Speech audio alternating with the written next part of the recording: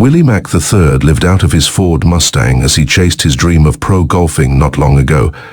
Now he's playing in one of the world's biggest competitions. He's on the verge of making the cut at the US Open.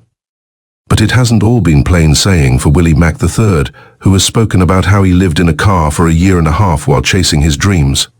Mack III first turned pro in 2011, but it's taken a long time for him to make it to a major. He's now in competition with the likes of Rory McIlroy, Tony Finau, Bryson DeChambeau and Brooks Koepka, to name but a few. But the year-old's career hasn't always looked so bright.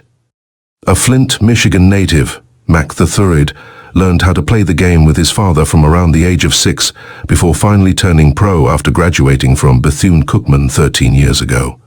It was in his first year as a pro that Willie admits he was living in his two-door Ford Mustang due to money being tight while playing tournament to tournament, trying to make a name for himself. Speaking to Golf.com, he said, "So when I first turned pro, the first year I won the money list on the Florida Pro Tour. I was playing good. It was the last year you could go right to the PGA Tour through Q School, and I missed final stage by 2 strokes. And then after that, I don't know if I kind of thought it was easy because I was playing so good, but things just started going the other direction. Money was just low. At that time I was making money to get to the other spots, but when you start playing bad on those mini tours and you don't have any sponsors, I think that's when things kind of get stretched and things like that." Mack III also admitted that nobody knew he was living in a car at the time, as he didn't want to tell anyone out of embarrassment.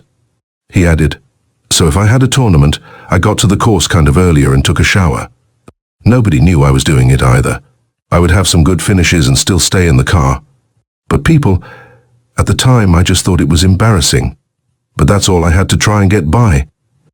I'm sure there's people that people don't know what they're going through and doing things you'd never expect. It was just I would play a tournament, go get some food. I would actually practice more because I just didn't want to get back in the car. I would go to the mall a lot and just walk around, things to not be in the car. And then play a tournament and do it all again tomorrow." He went on, "At this point, the older I am, I must have loved golf a lot to even go through that. Probably more than I thought. Yeah, just never giving up. In those days, my mom and my dad, they sacrificed a lot for me to play in tournaments. I feel like just not giving up was the only option."